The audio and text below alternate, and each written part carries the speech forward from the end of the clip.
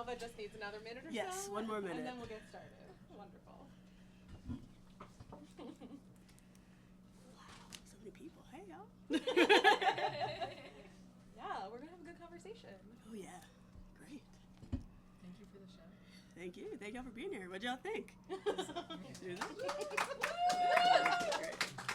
I'm not afraid of dolls anymore. We love to hear it. But my friend is still I thought it was Oh, no. Harlem Doll Palace, the horror show. That's the sequel.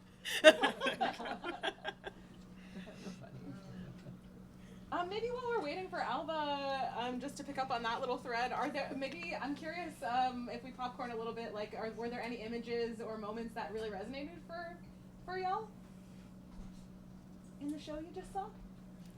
The history behind the dolls is really compelling. Mm-hmm. Just the educational quality of it. They're not just toys. Totally. So really appreciated that insight. Yeah. The history of it. The French doll. Your voices are so beautiful. Wonderful. Hooray! Okay. Do you need some water? Oh, yes, I'm sorry. You okay? Thank you. Thank you. Beautiful. Upside down doll, that really resonated with me because of that. There was that actual study done. I'm sure you're aware of that. We're going to get into it. Wonderful, wonderful. Wow. Okay. Hello, everybody. My name is Annalisa. I'm one of the co-directors here at Here Arts Center. I use she, her pronouns. And I'm really, really grateful to be here with these three fantastic, brilliant, intellectually stunning humans, and wonderful performers and playwrights and multidisciplinary artists. I just can't wait to have this conversation. I've been looking forward to it for a while. I wanted to say welcome to you all on behalf of the whole team here at Here Arts Center. Thank you for joining us for Puppetopia 2025. Shout out to Busakino and Basil Twist, who are the curators and producer of the Puppetopia Festival and the whole Dream Music puppetry program at Here Arts Center. Couldn't do any of this without them. They are amazing. Yes. I also want to shout out our friends at HowlRound. This camera over here is we're live streaming with friends who are tuning in from maybe across the country, maybe across the world. So shout out to our friends at HowlRound and all of our tech team that made live streaming this important conversation possible. And we're going to get into it with no further. So the Harlem Doll Palace, which you all just saw, highlights the work of Lenon Holder Hoyte, the founder of Aunt Len's Doll and Toy Museum. And today with us, we have Alva Rogers. Yes. Who is a dramatist, lyricist, puppeteer, and multidisciplinary artist whose work utilizes magic realism to explore themes of American identity, gender, and the uses of enchantment. Alva is the founder and artistic director of Alva Puppet Theater. We also have with us independent researcher Dr. Paulette Richards, who co-curated the Living Objects African American Puppetry exhibit at the University of Connecticut's Ballard Institute and Museum with Dr. John Bell. Her book, which I have in my hand, Object Performance in the Black Atlantic, the United States, won a 2024 Nancy Staub Award for Excellence on Writing on the Art of Puppetry from UNIMA USA. Her traveling exhibit, the Wonderland Puppet Theater, ran at the Ballard from August to December 2024, and she is currently a Transformative Truth-Telling Fellow at the National Center for Civil and Human Rights. And we also have with us Ash Winkfield, who is a multidisciplinary artist working primarily in theater and puppetry arts. They began their journey into professional performance while studying at UNC Chapel Hill, where they were introduced to puppetry while workshopping Basil Twist's Rite of Spring in 2013. Over the last decade, they have performed puppetry, theater, and vocal performance all over the world.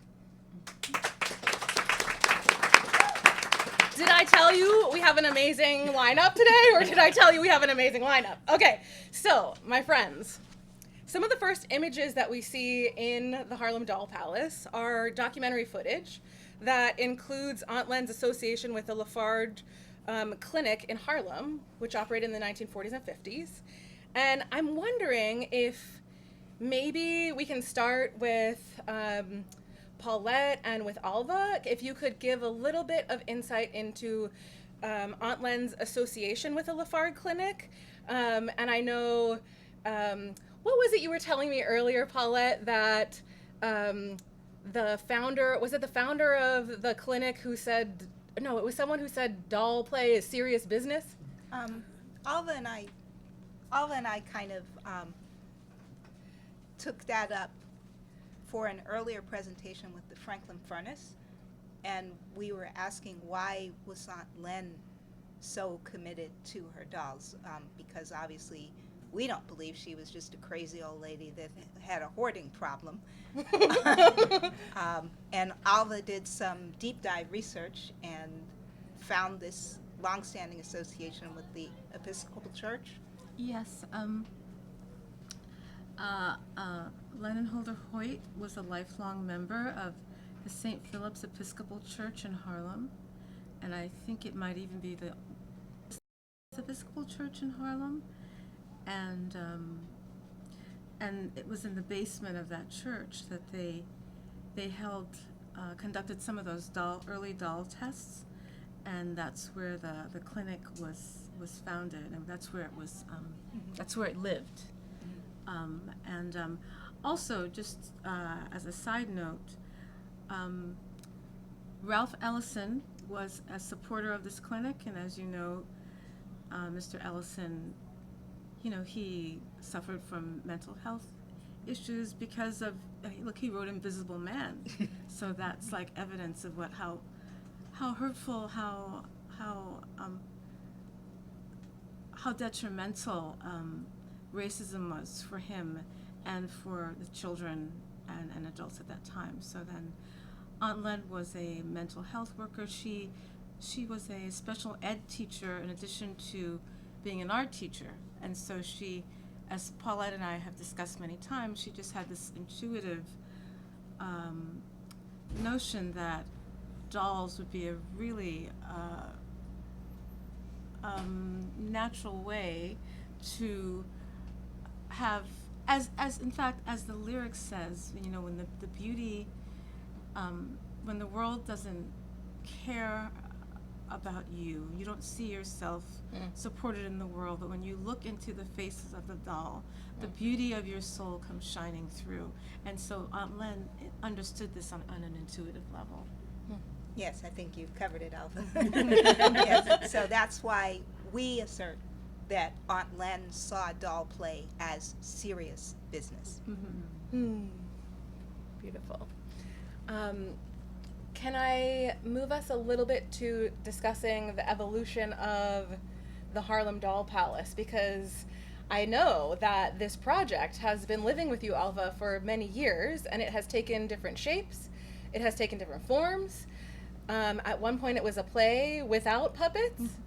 There have been actors playing dolls, puppets playing dolls becoming puppets, actors becoming dolls at various points. I'm wondering maybe if this is where, Alva, you and Ash could talk a little bit about the evolution of this work that you've been holding with you for so many years. First of all, I would just like to say that I dedicate all of this to Lenon Holder Hoyte. I knew her, and this is why I started writing this play, as a tribute to her. I met her and became aware of the museum in the latter stages of the life of the museum. And when I went to graduate school at Brown, I was at Brown when she, when I was at Brown, the museum had been dismantled, and she was living in a nursing home. And I thought, okay, I'm going to write my thesis play as a tribute to her. And I'll just say that once when I was on visiting with her, and I took a friend along, and this was during the time before ATM machines, and my friend happened to have her checkbook, and there was a leak from a pipe, and she became very concerned about the leak, and she says, I don't have any checks, and my friend said, don't worry, you call the plumber and we'll take care of it. But I just took that image of a flood, and I just kind of ran with it. That stayed with me. What would happen? What would happen to the dolls? What would the dolls do? What if Aunt Len was dying? What would the dolls do to keep Aunt Len with them? So the play evolved from that central image, and when I was in Providence, I met Heather Henson. I saw that she was presenting some animation work at I'm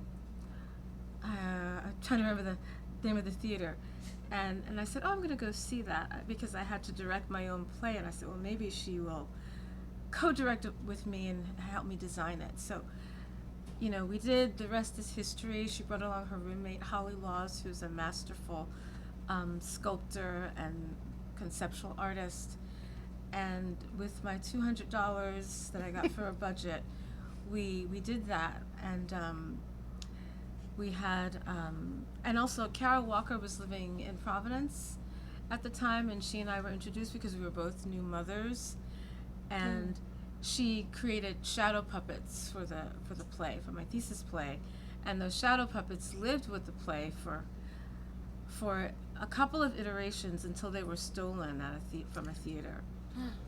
So then it was the play, the doll plays, that's what it was called, and it was in 3 acts, and New World Theater at University of Massachusetts found out about it and invited us to do a workshop production there the summer, I think, of '98. And then Ware Harmon and Peter Dubois, Ware Harmon, who had gone to Yale Drama School for directing, became artistic director of Actors Express Theater in Atlanta, and so he invited us to bring the play to Atlanta. So it was produced there with a lot of help and support with Jane Henson and Heather, and we got wonderful reviews. And in fact, we had multi-generational audiences, and they created a shrine of dolls that went from the floor to the ceiling. And and I'll just fast forward to present day.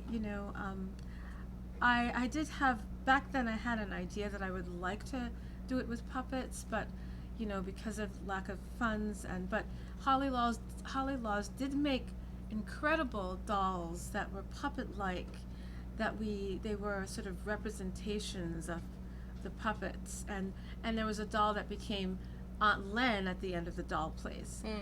And so fast forward to the last 10 years, Cheryl Henson was always putting a little bug in my ear.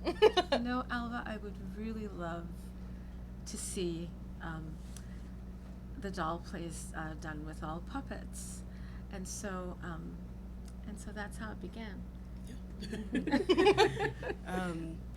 And then Alva and I were introduced when you had your exhibition at the MoMA for the Just Above Midtown series that was there, and Alva did an excerpt then that included the giant topsy-turvies and the middle scene where Hannah gives Early that first topsy-turvy doll.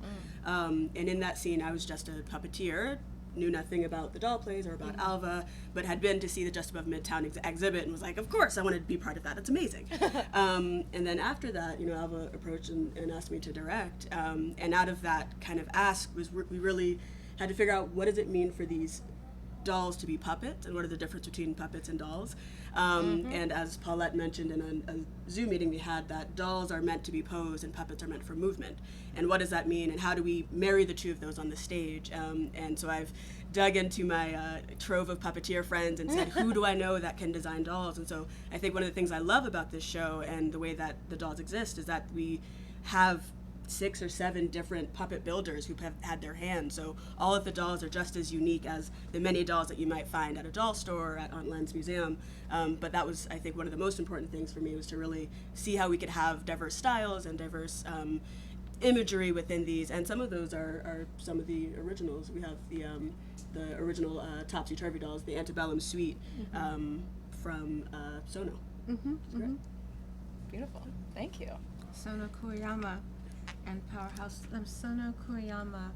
Powerhouse Arts did the mechanism for the giant topsy-turvies, and Sono created the textile parts. I mean, it was my idea. I was very close to Hetty Jones, who recently passed away, a member of the Beat Generation, and Hetty had a very old topsy-turvy doll, and which I photographed, and so I used her doll as a model for this whole idea that I had for doing these topsy-turvy dolls. I have maybe 2 more questions for our wonderful panel, and then so that I'm signaling now to the audience to start thinking about, if you have questions, to start teeing them up in your brain. But I have a couple more questions, and then I'm gonna turn to the audience. Okay? Cool. Okay. I wonder, Ash, you just started to scratch the surface of a thing that I'd be curious to hear all of you maybe reflect on a little bit. You started to talk about the the distinctions between dolls and puppets. And I wonder if you could think about layering in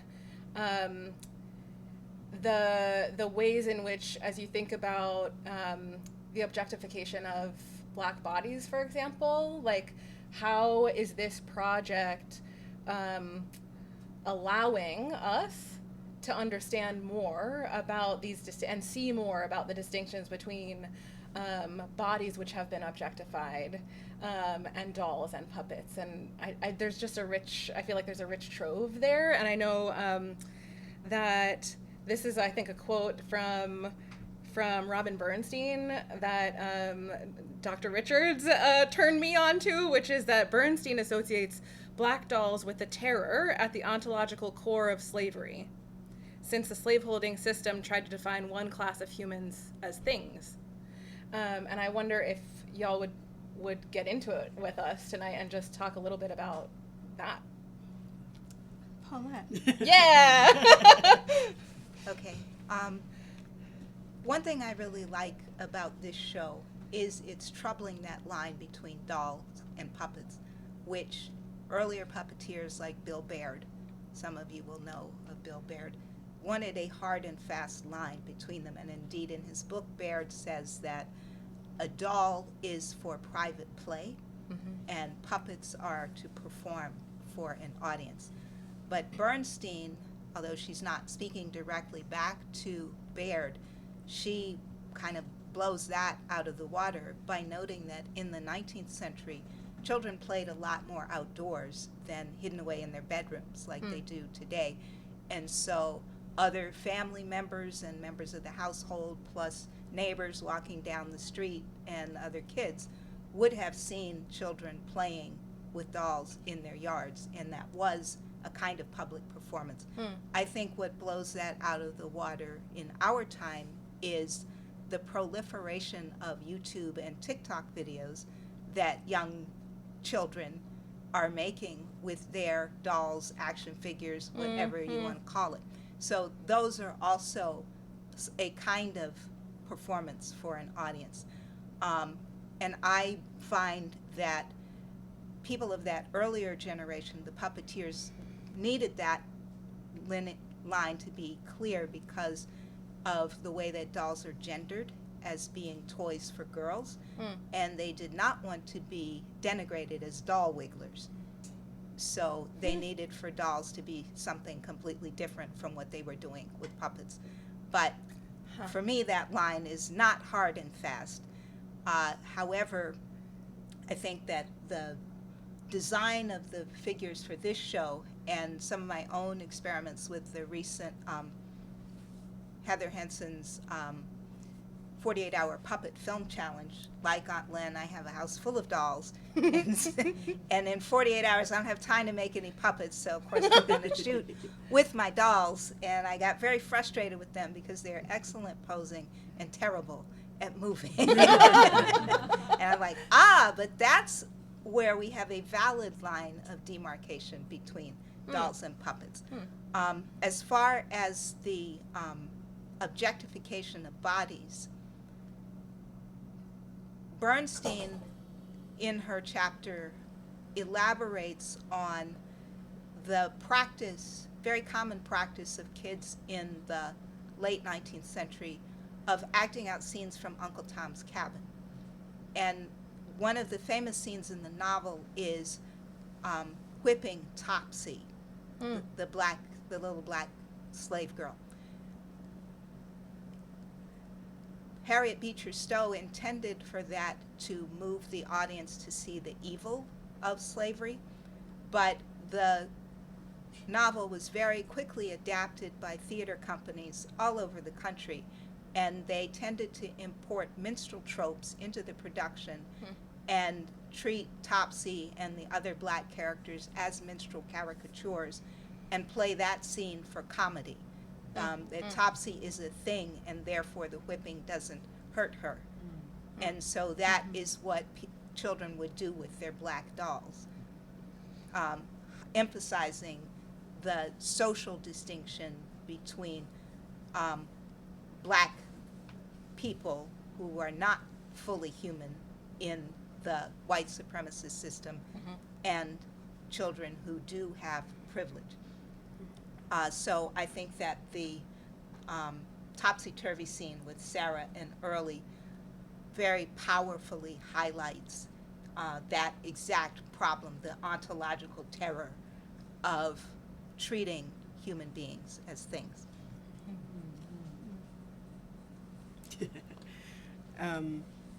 Yeah, wow. Yeah, I mean, that's an interesting thing. We've talked about as a cast about that scene a lot. As you know, obviously our entire cast is made up of black femme bodies, and that was very intentional in being able to tell this story with respect and with just thoughtfulness, especially when it gets to that scene. And that is a conversation we've had of, does Sarah understand what it means when she tells on Early? Does she understand that, or does Early even understand what it means to get 100 lashes? That might not mean anything to a child, but as adults, as people who understand history, that's something that we do understand and have serious knowledge of the implications of that.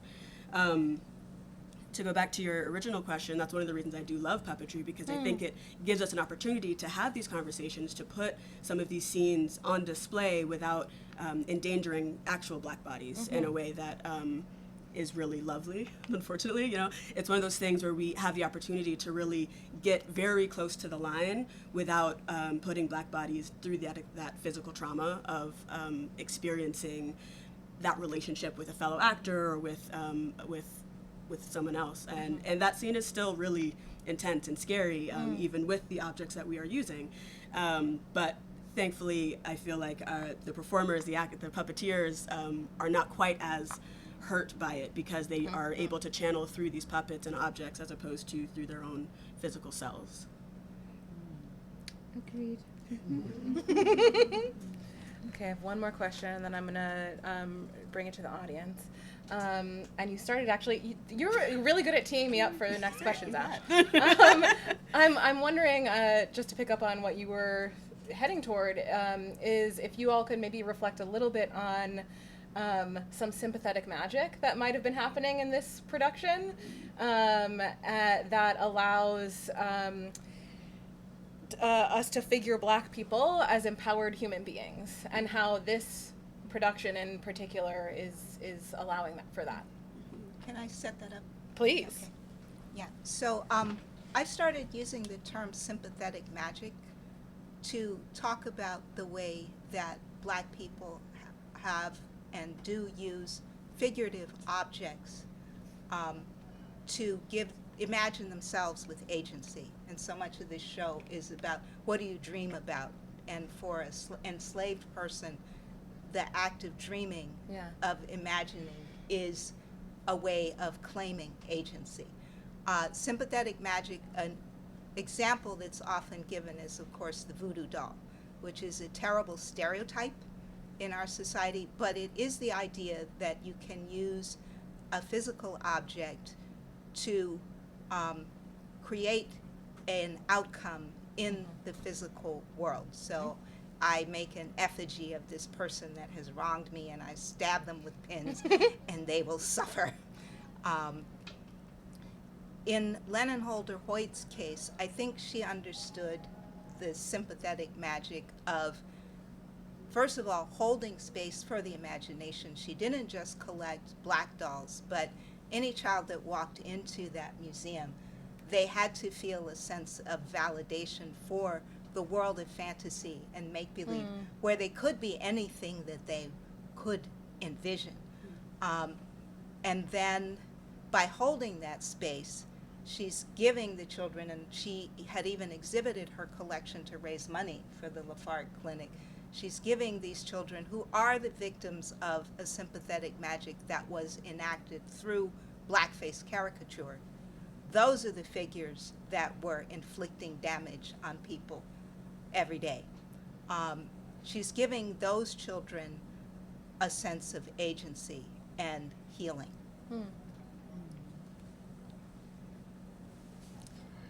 Yeah, I'll just say that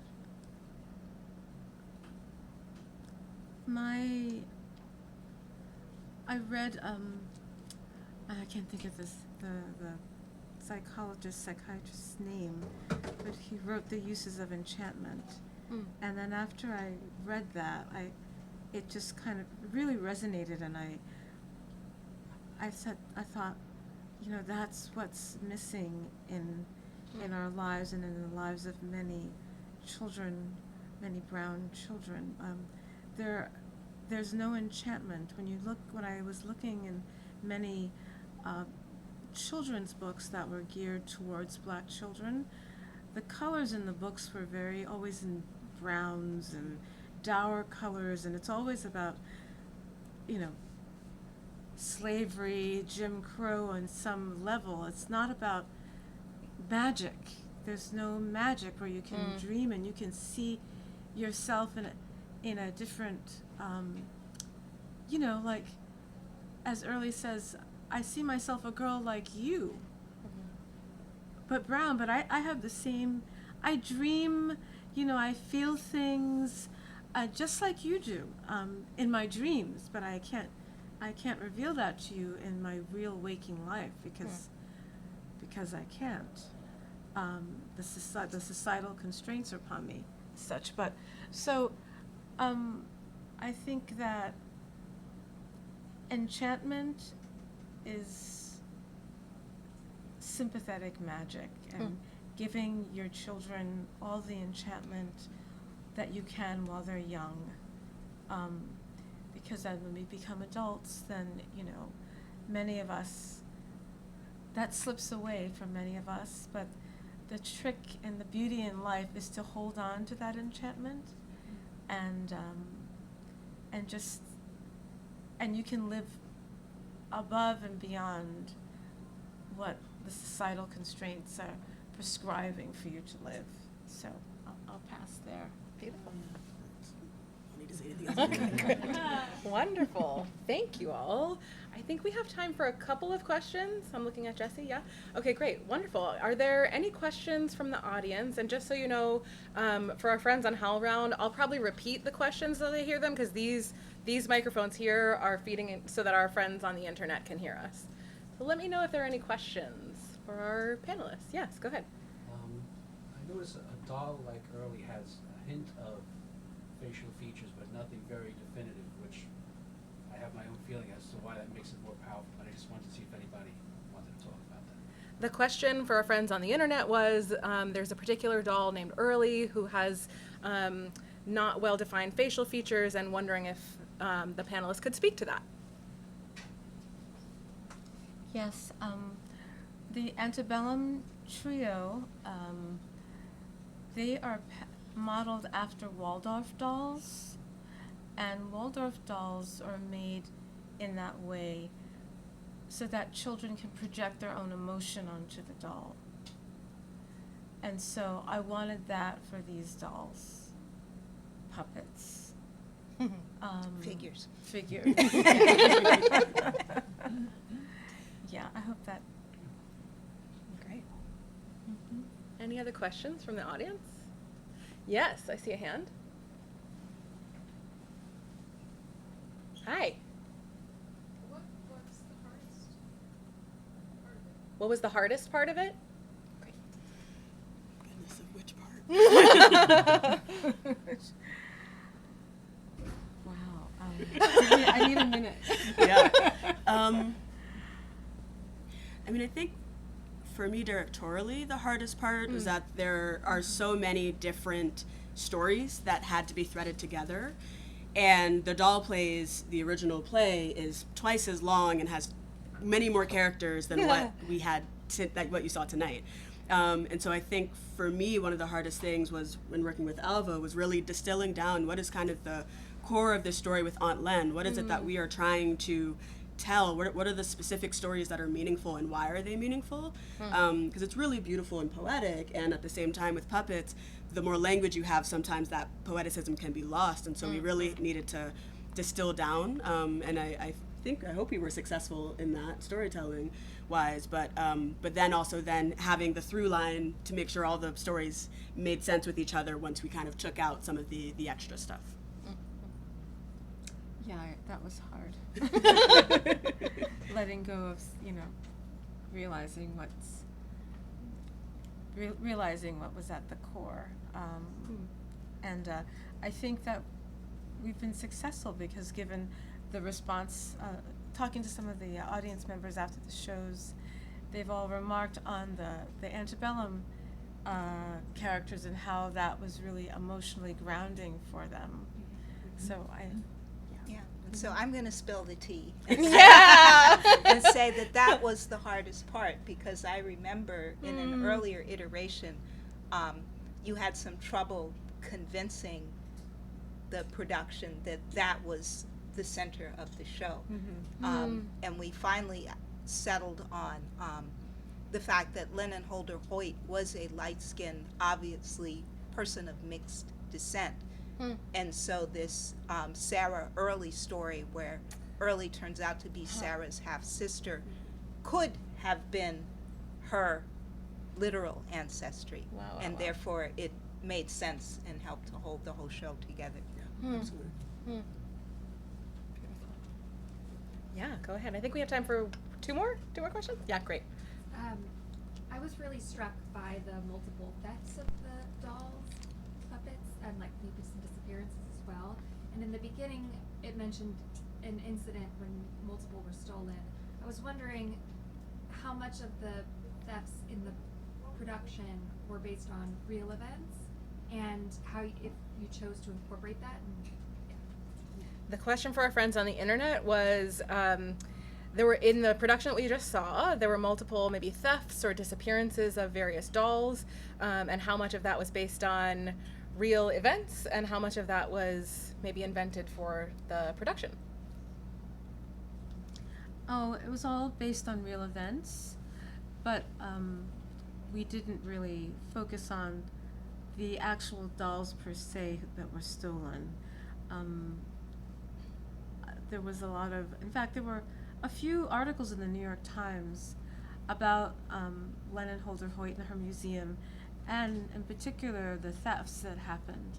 And in fact, one doll that was stolen was a very rare doll, and she was so brokenhearted that actually somebody returned it. They just left it on her doorstep. So yeah. Wow. Amazing. Yeah, go ahead. Okay, I just want to comment that I visited Aunt Len in her museum. Wow. And this is such an incredible tribute to an amazing person, and you really captured something. I mean, walking in there, it was as if the dolls were alive. There were just so many. To experience that, and then to see what you have taken from that material in her life, and she was such an amazing person, and you've really done a great job. Thank you so much. That means so much. Beautiful. You make me cry. I won't repeat the whole thing for our friends on the internet, but basically it was a lot of love and affirmation for all the work that Alva has done over the years, and a beautiful tribute from somebody that visited Aunt Len, actually. I think maybe that feels like a really lovely place of affirmation to end us on. The last thing I'll say is thank you all for coming to see live theater, for staying after the show to engage with this incredible, were they genius or were they genius panel? And please, if you haven't seen Variations on the Water, we do have another show that is running through this Sunday. We would love to have y'all back for another Puppetopia show. It is downstairs. Then there's QR codes all around the space for more information on how to get tickets. We've got plenty of staff around as well if you want to ask us about how to get tickets. To our friends on the internet, thank you for tuning in or for watching after the fact. It's been a joy to have you here on HowlRound. And thank you again, and have a great evening.